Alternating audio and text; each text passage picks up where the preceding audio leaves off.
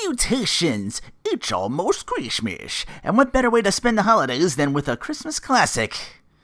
Well, I don't know for sure just yet as of this writing as I'm reviewing, but I still made a promise after my last movie review of Occupants Alterverse that in December I would be looking and reviewing a movie where, from what I've seen from clips and gifs, that Briana White plays at most a villain, or at the very least a snarky blonde that may get some Christmas-themed come-up-a-pum-pumpance. Come-up-a-pum-punts? Yeah, that. So with all that said, grab your holiday beverage of choice as I give you my review of The Christmas Dance. Spoilers ahead for this and a little bit of another Christmas movie, just friends. Why? Well, let's begin. We begin back in 1993 in Springfield, Illinois? The same place the Simpsons live? Oh wait, I think that was Springfield, Kentucky. We might be safe. Who isn't safe is a girl who trips and falls during a school play at the time. Girl falls, everyone dies laughing. Well, that flashback was quick. We cut to Mean Girl columnist Sarah Appleton being far too busy and jaded for Christmas while her brother is super stoked about it. Sherman Jr. Roll credits! Well, Master P is in this? Richard Karn gets the next name on the credits list. It was the credits before the movie, and within my eyesight, no other names than those two I'd recognized. No showing of Briana White. Sarah goes to work to find her office building Christmased up to the 11, including an ugly Christmas sweater party that the new vice pres of this Force magazine, Nick Davenport, who has Sarah wanting to head the next Christmas and New Year's editions. Who reads a fashion mag on Christmas? Maybe I misheard the movie and the magazine is called Forced. Davenport's going for a more family vibe than what's trendy. Nothing like an insert celebrity couple reference here to really date your movie. Looking in your direction, just friends. Oh, Sugar Plums, that one is a Christmas flick too, isn't it? One of my favorites. Anyway, this particular celeb couple just, oof. One of the more heinous in hindsight, Will and Jada. Ooh, ah. Here I was nestled, all snug like a lummox, while visions of cuckery churned my stomach. Prince William and Harry, Davenport continued chatter. I stared at this movie and asked, what the fuck? Yeah, I'm killing this rhyming bit before it goes staler than month-old fruitcake. Oh, I need to retain some sanity. Anyway, back to the review. Sarah is not at all interested to spearhead this family vision, but Davenport insists 'tis the season, and seasons are about family. Her future employment depends on it. Off in her ugly Christmas sweater in the car, her brother again calls her asking if she'll come home to the family and the Christmas play. Don't text and drive because, well, Sarah in a panic now, trying to get a hold of her folks, wondering what to do, clearly hearing a car screech and then crash over her end of the phone call. She just left and Davenport calls again with the reminder. Like, didn't she just leave the office? Or is this next day? She's like, don't worry, I've driven to my family's town to check on my brother who's now in the hospital, while bumping into discount Channing Tatum when she gets an elevator. Said elevator running is Jason! Sorry. Old friend / flame, perhaps. He's kept up with Sarah's articles. Dinged up, but Sherman Jr. is A-okay. The same can't be said for his car or the Christmas stuff he had in tow for the play at the church. I bet you who Sherman crashed into is just dandy, by the way. No word. Bet a batch of Toll House cookies, the other driver's fuming. If said driver even made it. Okay, we don't get to see that. We need more awkward conversations of mom trying to get Jason and Sarah hitched or whatever. It was time before the internet. Wait, no it wasn't. Well, the parents were a time before the internet. Let's just say that. Jason is willing to pick up the slack and Sarah's mom thinks that Sarah should help out. Been so long since she's been back home. In Sarah's rush, she parked her car in a no parking zone, had it towed. So even if she wanted to drive off, she couldn't. Wow, that is another Just Friends like in this, you know. Or is that just holiday kind of deal for these kind of movies? You know, stuck at parents' place for the holidays due to a transportation mishap. But she's about to find out that capturing the spirit of Christmas is harder than it looks. A side note, why the fuck is Sarah pissed and actively chasing down a security guard at the hospital for doing his job? Like it's his fault you can't read a no parking sign? You parked in the hospital driveway, for Christmas sake. That's for ambulances. Lump of coal for you, Sarah. Appleton. More like Sarah Appleton. 'Cause your butt. Jason makes sure she gets to her folks' home. In the morning, she's got the old writer's block, deservedly so, for the no parking sign. In a hospital of all places. I usually don't wish that on people, but goddamn it. So Sarah's pastor dad gets the idea to go help deliver Christmas things to the church and help feed those less fortunate. And there's Master P as Brother Moore to greet them. Short cameo. Like, once, twice, 3 times a Master P. Nobody at any point making anybody say, na, na, na, na, na, na, na. The dude seriously is in the credits, but yet gets less screen time than unopening credited Briana. Gotta wait till the end of the movie just to see her name. And she's like down there, man. After that short cameo, Dad drives Sarah to meet Sister Grace at her home. Dad saying, she'll never admit it, but she's lonely, so me and your mom visit sometimes for a couple hours to visit and pray. Mom's at the hospital still with Sherman, so I'm bringing the next best thing. They reminisce about the time where Sarah, Sherman Jr., and Jason all ran from home, went missing. They were found in Sister Grace's backyard near the end of it. They all just wanted to strike out on their own as children, even back then. So they pray and off they go.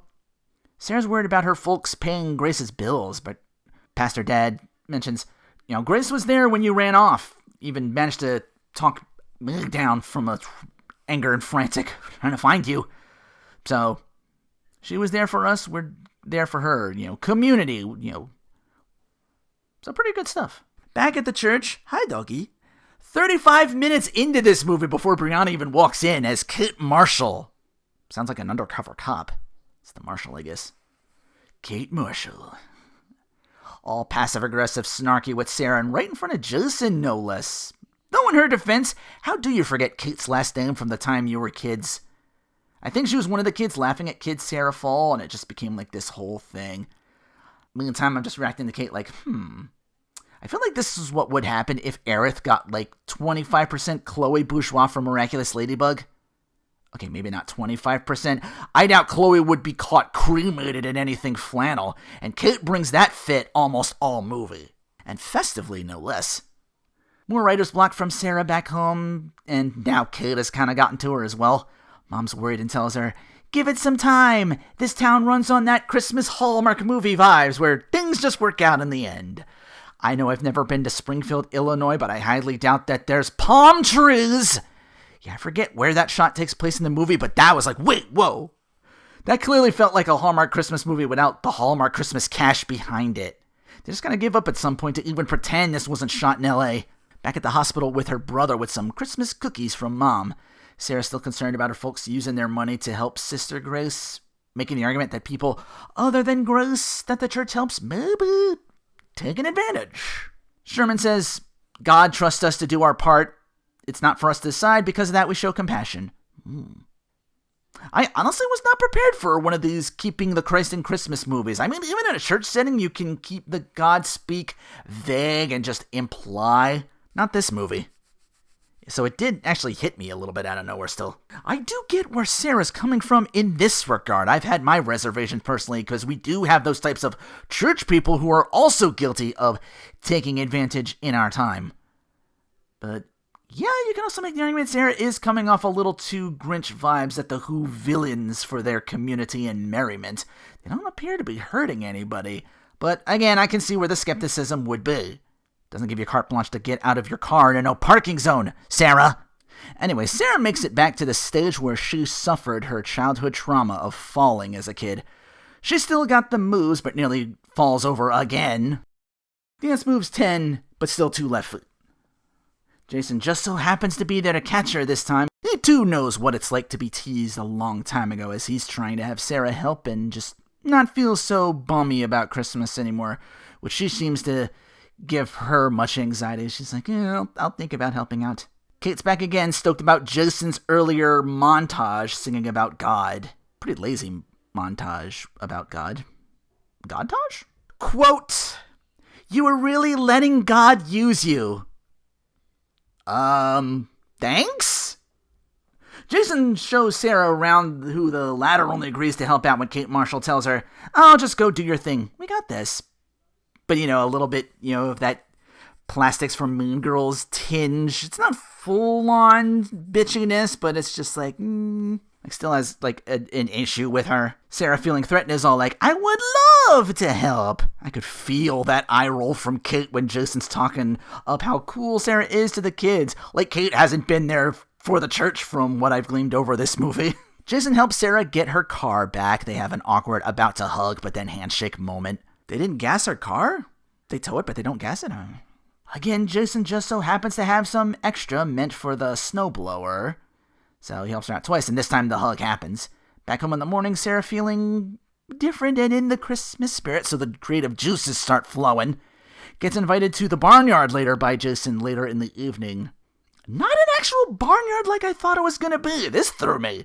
It's this neat little restaurant club type place, like all Christmased up and fancy. Like, I heard barnyard and thought, oh, okay, they're just going to go to some nativity setting, you know? The birth of Jesus. Got to make sure the baby Jesus is lined up right over the Star of Bethlehem, that sort of thing. Just, make sure everything's all lined up. Jason and Kate were supposed to be there, as Jason told Sarah, but no Kate. She canceled, or at least he says she did. This is really suspect, man. Like, they would have met at the church for sure. So Jason, I suspect, did this on purpose. Little barnyard detour and never actually said anything to Kate. Just wanted to get away from her for a while. Also, in convo with Sarah, Jason just so happens to mention, hey, I'm still single. I guess Kate's trying to latch on to Jason, but not managing to sink in. I'm starting to suspect Kate may be dodging a very stalker shot. I mean, he's like always there. Always the kid and everything. Just a little too convenient. But I feel like that's like a Christmas note, like he's always there. Oh. They do meet at the church with Kate later with another dodgy line about Kate saying, setting up the play with the kids. Oh God. Dear God, have your way with us tonight, both children and the leaders. Even though some of us are underprepared and unqualified, we ask your will be done and not our own. At this point, I can't tell if Kate is just bullshitting just to be closer to Jason, or if she really is into church and the movie just gives her this dumb blonde energy where she doesn't think she's saying something that sounds really dodgy in her mind. But if this movie gives us just one Christmas cat fight with Sarah and Kate, I will give this movie a better score than IMDb's 4.1. Just Friends had a pull-apart brawl in a church, follow suit movie. That's all I ask. And we may get that as Kate knows Jason and another lazy godtage is just looking at Sarah with that look. So she grabs and kisses Jason out of nowhere, who is understandably not cool with that. But Sarah does, of course, see this and runs out of the church, just in time for her folks to pull up with more bad news. Her brother's health has taken a turn for the worse. Artery issues, may lose a leg if the surgery doesn't take. Sarah taking none of Jason's attempts to call in the hospital waiting room. One message from Davenport wanting Sarah to come back for a photo shoot tomorrow. Conflicted, but her parents say, if it's just for one day, go handle your business. You'll be back in time for Christmas. Jason shows up trying to explain, and off Sarah goes back to her job, asking Davenport for one more day because her brother's in a bad way. Davenport believes she's making excuses, saying, one more day. You missed this new deadline? Don't come back. Back at the church, it's just Jason and Kate with the church kids. One of them asks, where's Sarah? Kate at it again. Yeah, where is Sarah? I thought she could be trusted to help out. Confound that Kate Marshall! Showing up for charity like she's supposed to. Sarah does decide later after hours to stop in. Jason's pissed she bailed, making a commitment to these kids no matter the reason, also making it very clear Kate kissed him. It was not a mutual situation. Tells Sarah just to do right by these kids. How dare you worry about your career over the kids you've known for less than a week and said you'd only help to spite back at Kate's spite. Again, this feels like very rudimentary Christmas Hallmark, sentimental, like, will they, won't they, kind of very by the books. Like, her brother's still in the hospital for...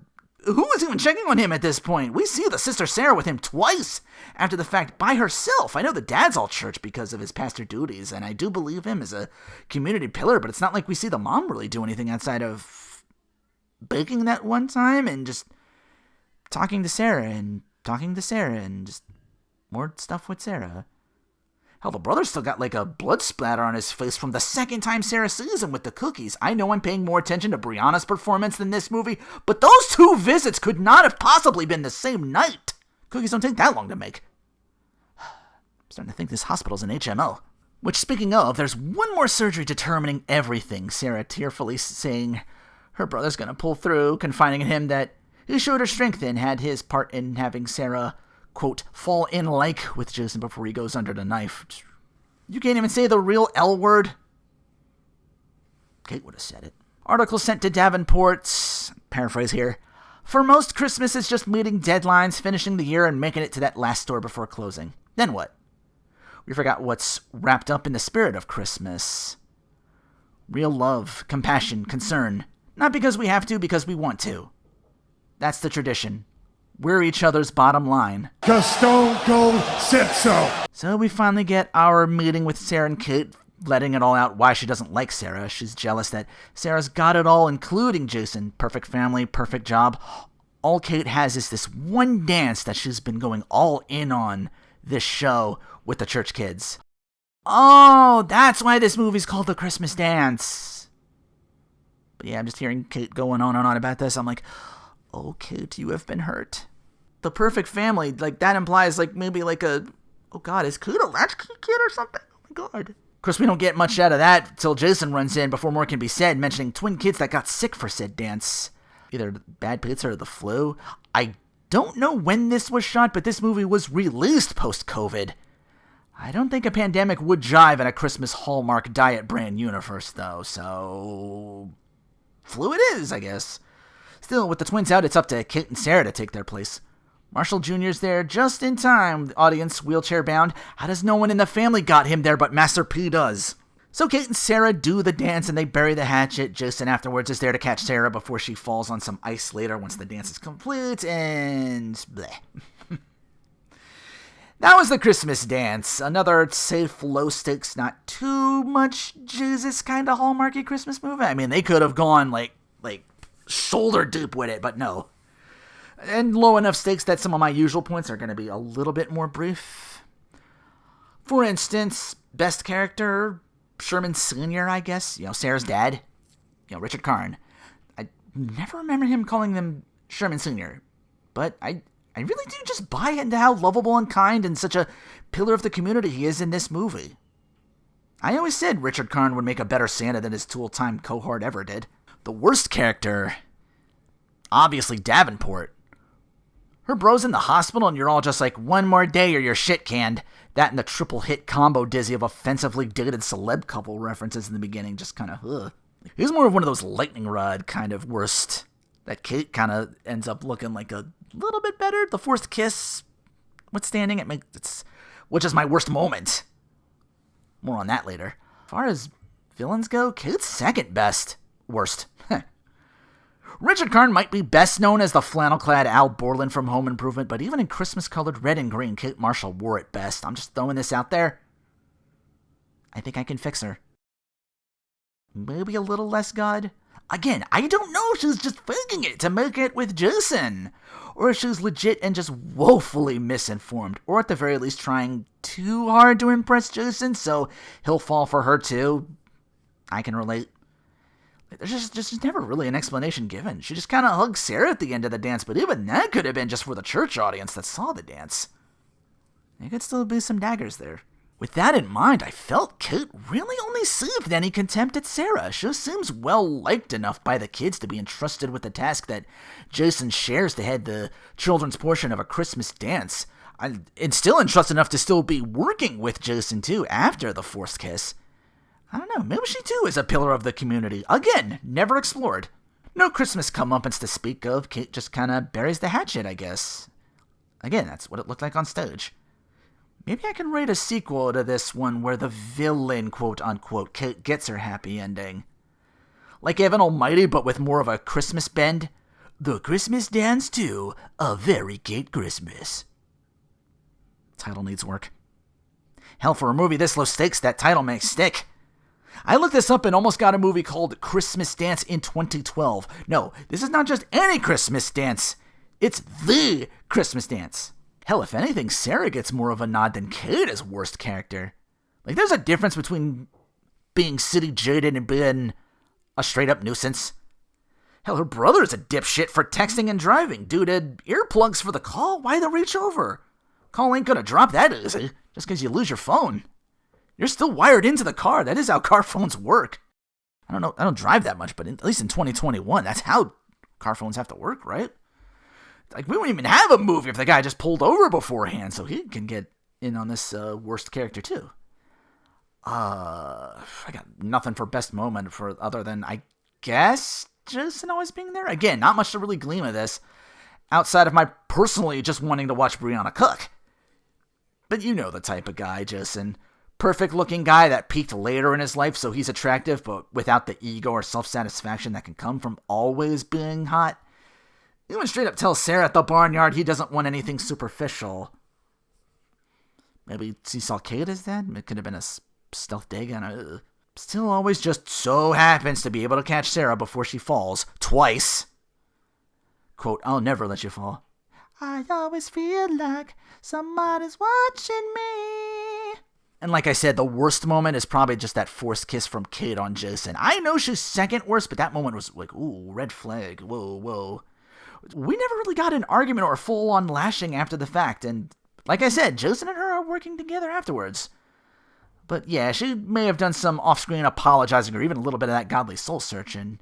And then we get our tired, the misunderstanding trope in some movies after the fact. It works out by the numbers. Still gotta give it to Jason a little bit, honestly, for basically being, it's not about me, it's about you letting those kids down, even though it sort of is about him, so take that with a grain of salt. Also, what was the quote where he ends off, it was serendipitous? He used fancy word, and I don't get. I mean, I know what the word means, but I was just like, anyway, as the Christmas dance, will it be in my rotation of movies I'll watch again on my own? Not likely. Did I watch it on my own to script this review and once again in the Strange Rebel Gaming community Discord? You bet your last can of Who Hash I did. Both times a week before Christmas Eve, no less. And what happened on that second view of the movie? My theory-crafting mind grew 3 sizes that day. Sarah fucking Appleton. The entitlement, the snark, the blatant disregard for other people's ways of thinking and beliefs. This was never a just friends like. It's Christmas Cobra Kai!